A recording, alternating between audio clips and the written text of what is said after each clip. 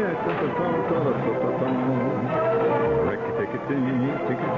evening, everybody. Yeah, Big Daddy is here. Yeah, I see. That's vulgar. That's really vulgar. Very sickening. It's fantastic what some guys will do to get attention. It's just really sickening. Sometimes I look at myself and say, Shepard, cut it out. And by the way, I feel a terrible urge tonight. Let me fix this thing here. I'll test 1, 2, 3, 4. I'm winding up my mechanical mouse. Just a minute there. I feel a terrible urge tonight. And I know. I have to apologize for it. And that's what I'm doing. This is in the way of an apology. I feel a terrible urge tonight to blow my kazoo.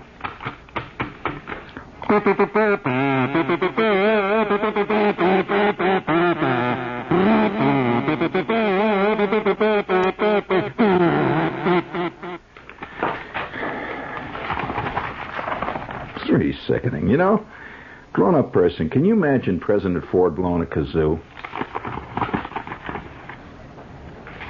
No, I personally can't. I just cannot imagine Jimmy Carter, picking up a kazoo and blowing it. Oh, I mean, other than philosophically. Now, come on.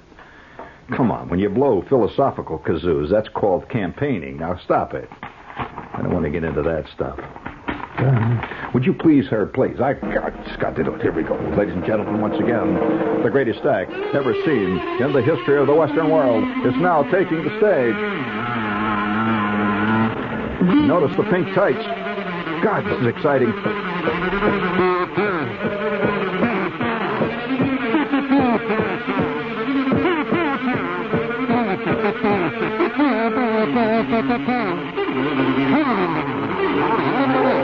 Come on, King, let's go all together!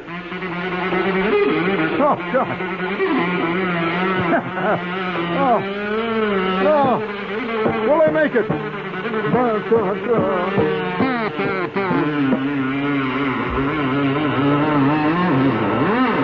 Can you see the whole sky lighting up? Oh! Fantastic. Oh!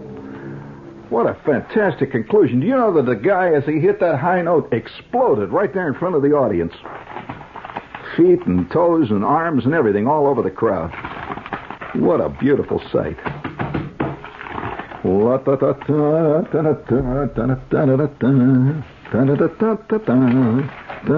Look, you think I'm silly, right? Oh, well, I shouldn't have said that. Now I put something in your mind. My old man always said never trust somebody that wears a bow tie, has dark rimmed glasses, and smokes cigars. Would you believe it? I'm working for a guy that does all three of them things and roller skates to work. Has motor-driven skates. Well, of course, this is New York. We have everything going. Did you know that they've just brought out motor-driven skates, roller skates? They have little CO2 engines. I'm not kidding. Little CO2 motors. CO2. And you remember your chemistry, don't you? That's stupid. Of course you don't. We have CO2 engines. That's carbon CO2. Now, O stands for...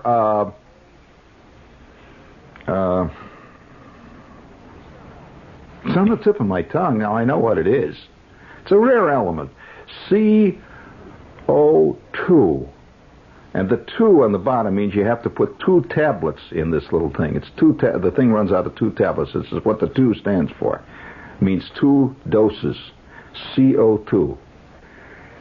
Oh, wait a minute. Now, I'm very well aware of what CO2 means, so don't call up. I know what it is. It's actually I'll tell you. I know. I'm just kidding you.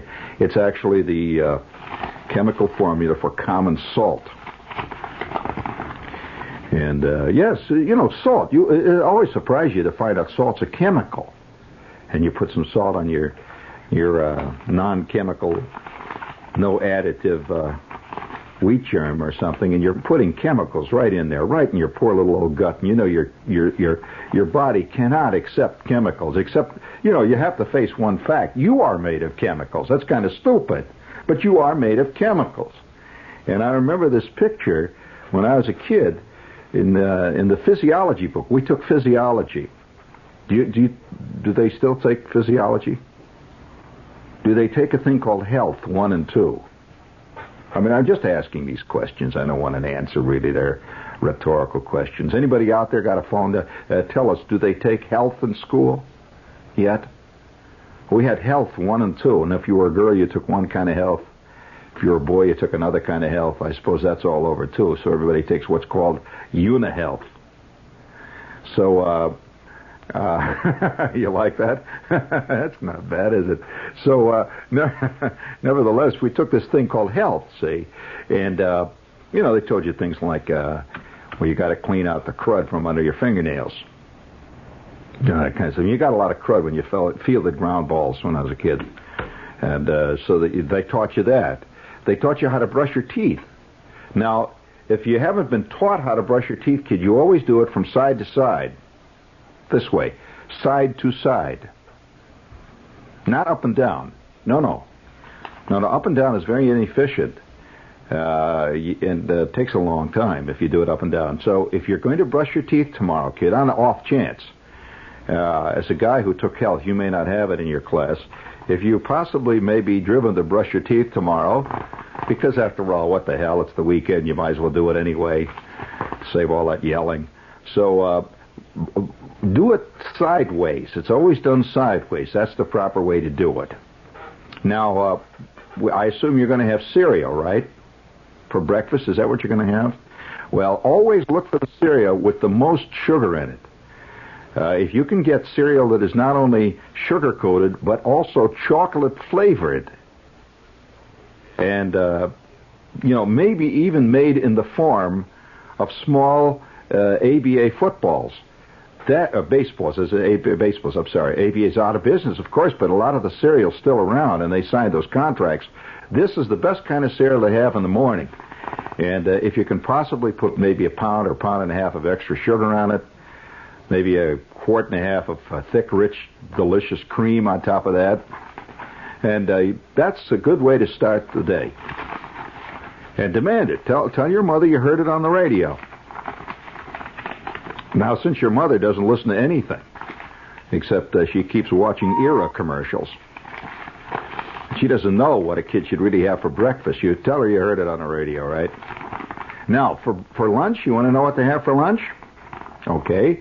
I'd say 8 or 9 big, fat, juicy hot dogs. Now, what you do when you get those big, fat, juicy hot dogs, you wash them down with maybe 2-3 gallons of Coke. And tell her that it's better for you now since they put it in a plastic bottle. And say that's far more sanitary, that nobody reuses the plastic bottle, and it's your very own bottle. And so for that reason, when you eat those 4 or 5 hot dogs, by the way, if you can learn to eat a hot dog in 2 bites, that's even better. 2 big bites. I will award a brass figurine with bronze oak leaf palm to the kid who can raise his hand and honestly say that he can eat a hot dog in 1 bite. Any kid can eat them in 2 bites, but I'm talking about the standard Oscar Mayer type hot dog. 1 bite. Now, we will give you a bronze oak leaf palm for your brass figurine if you can swallow the hot dog without chewing it once. You will be a kid among kids. And now, we will also award, further than that, we will award a beautiful purple special award plume to attach to your, and this is only given in extreme cases, if you can not only eat 7 hot dogs, each with 1 bite, a minimum of a half gallon of Coke, if you can polish it all off with 3 peanut butter and jelly sandwiches. That's a perfect lunch for your walking around kid.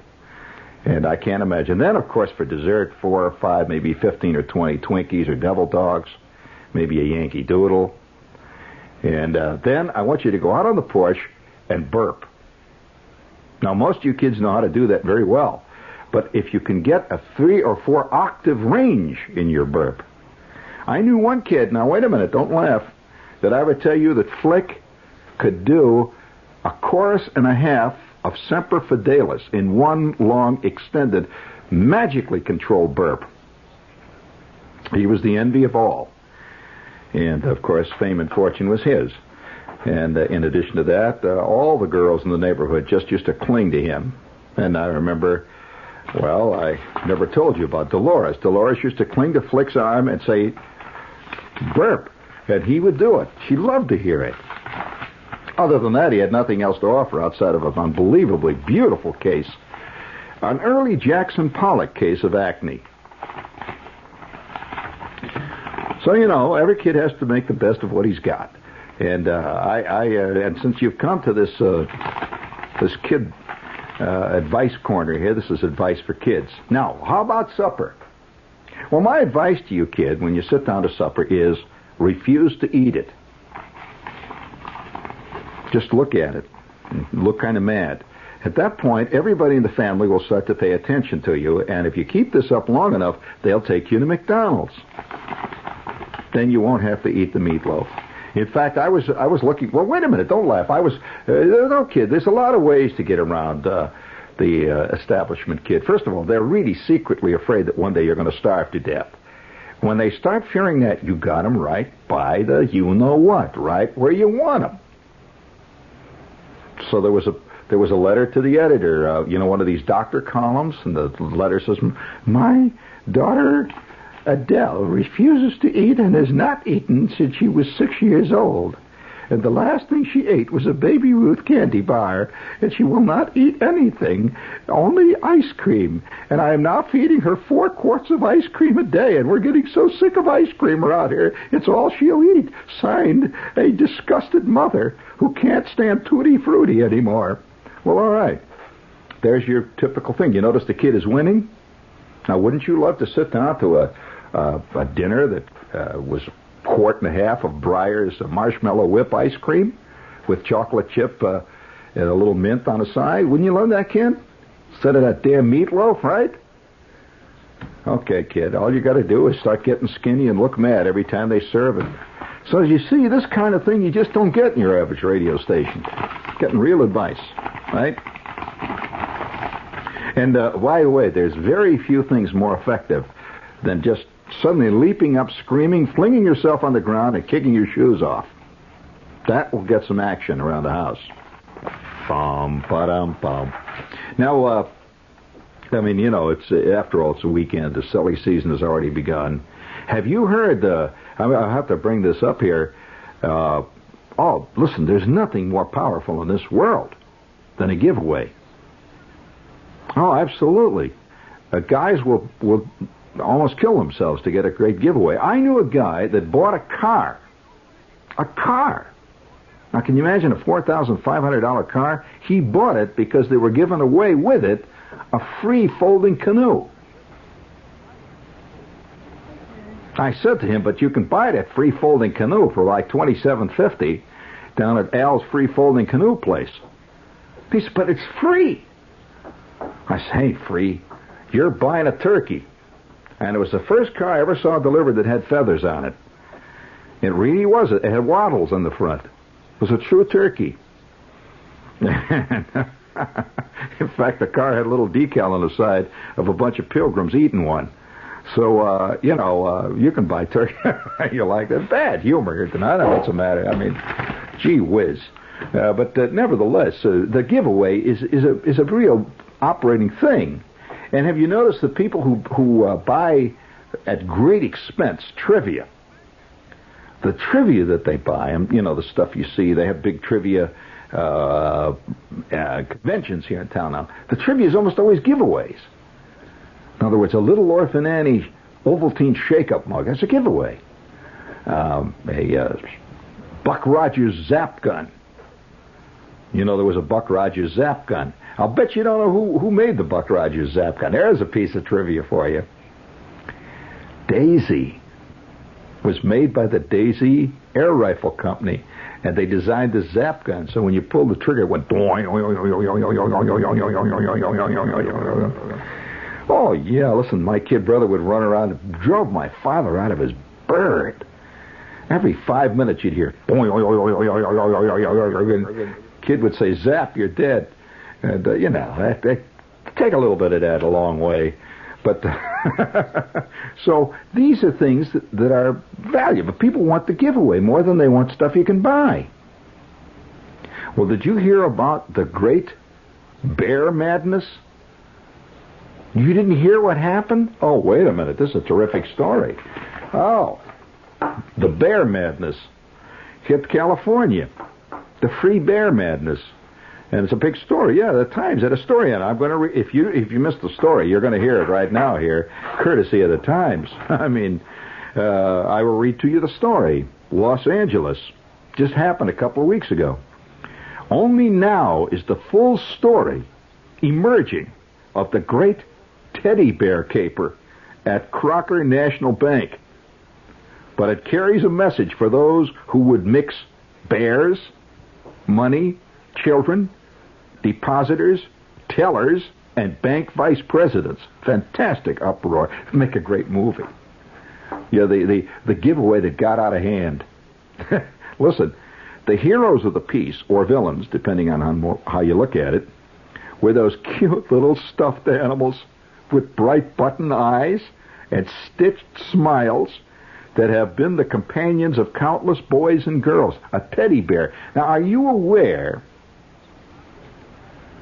of the teddy bear madness that exists in the world? Many people who are no longer kids are not aware that the teddy bear in 1976 remains, for some curious psychological reason as yet unexplained, the number one toy of all. Were you aware of that? Well, why, all right, I'll ask you a very interesting trivia question. Why was the teddy bear called the teddy bear? That's correct. It was named after Theodore Roosevelt. So you could tell, what period in history the teddy bear became popular. It was during Theodore Roosevelt. Anyway, just before Christmas, this all started Christmas last year, the promotion department at Crocker, which is the nation's 15th largest bank, it's a big bank, it has 358 California branches, came up with this gimmick called Sonny the Bear. Yeah, it was a bear. It was a great-looking bear. Now, I have a picture of the bear, and it doesn't look like an actual teddy bear. It's a big bear. It's big. It looks like it's about 2.5 or 3 feet tall, and it has this funny-looking white face, a little like Smokey the Bear. It's a combination of Smokey. It really hit the jackpot. Listen to this. The deal was that anyone who opened a new checking account with $100 or more would get a free bear. Now, you wouldn't think that anyone would go to a bank and take up a bank just to get a free bear, teddy bear. But what happened was, and we're going to quote this lady, Angela Boning, who was handling the new accounts in the Palos Verdes branch. She remembers, quote, "It started out great, but then problems began to arise. There were the bears sitting on the counters. They were as cute as could be, and everyone wanted one. Customers who already had accounts then started to insist that they should get a bear. One man who had a $50,000 savings account threatened to take his whole deposit out of the bank unless he got a bear. Well, we tried to tell them, well, why don't you just withdraw $100 and open another account? But then they got even madder. Mothers would come in with 2 or more kids in tow, and you can't just give one bear. Every kid in the family wanted a bear. Of course. But it was just, the rule was 1 account, 1 bear. No more, no less. So we had to open, sometimes ladies came in and opened 5 checking accounts. And it just got out of hand. And on top of everything else then, in the middle of it, there was a shortage of bears. Well, they began to run out of bears. The bank officials sent down a word that they have to strictly account for each bear. There is going to be no free bears given out of this bank. There is a shortage of bears here in the West Coast, and if we start giving out free teddy bears, this bank will be out of business. Well, it got so bad at our branch that every day, this lady said, every day we had a bear count. They stopped counting money. They stopped to count bears to make sure that every bear was accounted for. The tellers had to balance their bear account before they balanced their cash drawers. And finally it got so bad, and we're quoting one of the top guys here, we finally had to appoint one of the assistant managers of the whole banking chain as, quote, our bear man, our vice president in charge of bears. He would count them up every night and then lock them up in the vault. They put all the bears in this great big vault at the end of the evening. He says, as the shortage worsened, as it got bad and worse, various branches tried to wheedle more bears from other banks. You know, they'd be on the phone, listen, Charlie, I'll tell you what. You know, this teller I got working for me that you've been wanting to date, well, if you can send over 7 bears by 2 o'clock this afternoon, I will have Agnes down at the Chock full of Nuts. She'll meet you there and have lunch. If you want any more than that, it's going to be at least 30 bears. Well, that's what they were doing. They were calling back and forth. The bear thing got really wild. Finally, Crocker ran out of bears early this year. No more bears. But the people kept coming from all over California by the thousand wanting bears. And then when they didn't get bears, they would get mad, and many of them took their account out of the bank. The bears had gotten out of hand. And I'm quoting one vice president. He says, I remember one woman who marched in with a teddy bear that she had bought at a department store. She said that she bought this $17 bear, a big bear. And she said that her son would have nothing to do with it because it did not look like our Sonny bear with the smile on it. And she wanted to trade it in on one of our genuine Crocker Sonny bears. But the bears were all gone. She says, I'll take out an account. Here, $50,000. I'll take it out of the other bank. But we had no bears. I don't think there's ever been a bank vice president who's had to face such a problem. I had to tell her, we don't want your money. Your money is not valuable here. Bears are harder to get than money. Well, at that point, a final decision was made at Crocker.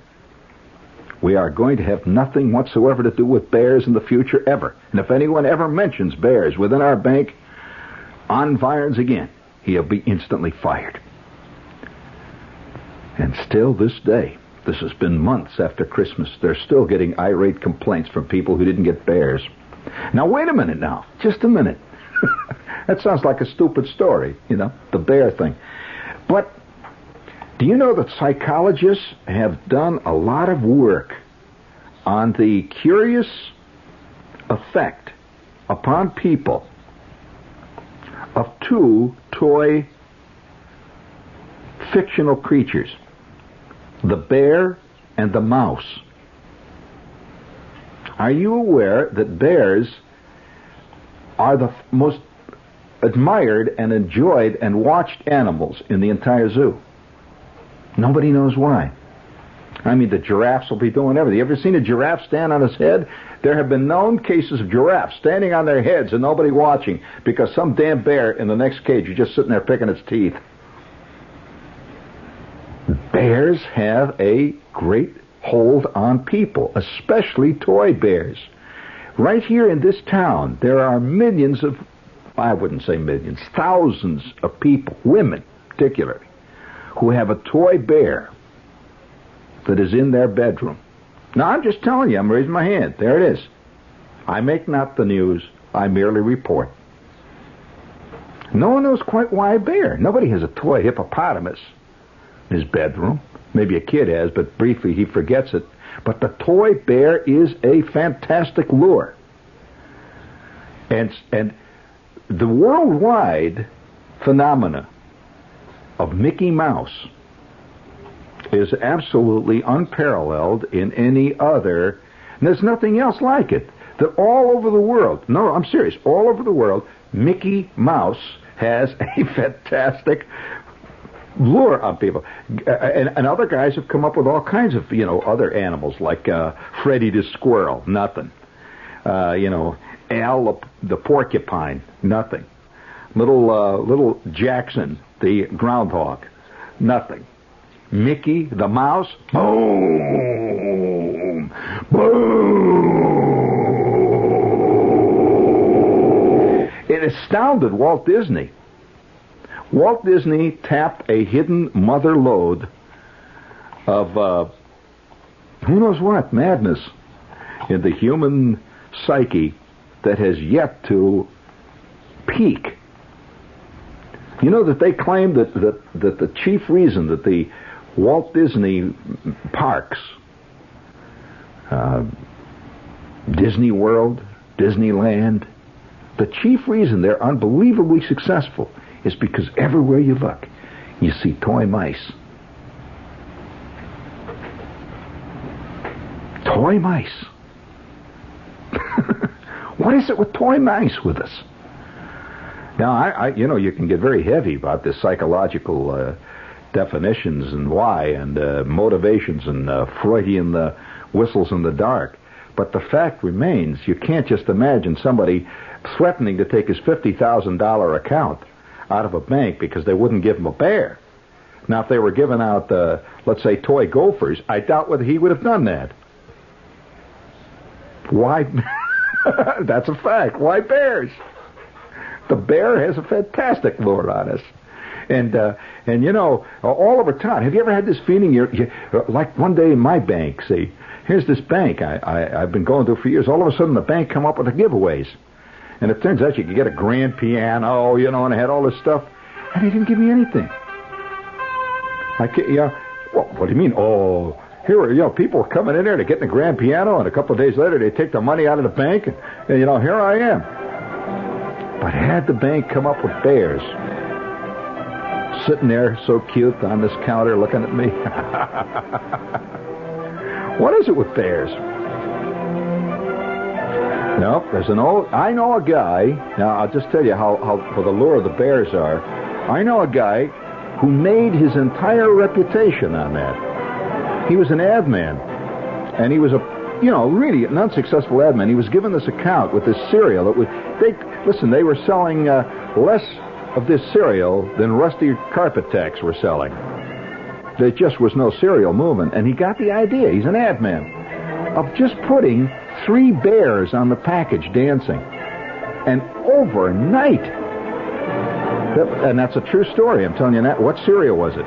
That's correct. Overnight, that cereal became one of the top sellers of the past 25 years. Just putting the bears on the cover of the package.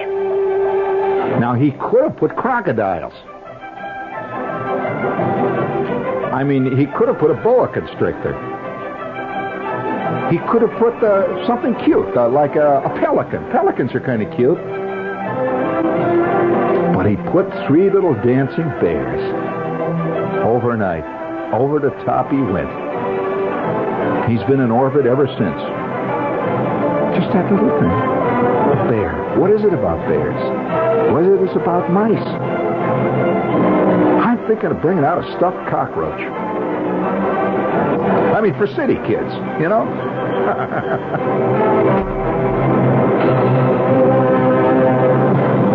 Oh, wow. You've been listening to Gene Shepard, humorist, author, and recipient of the Mark Twain Award for 1976.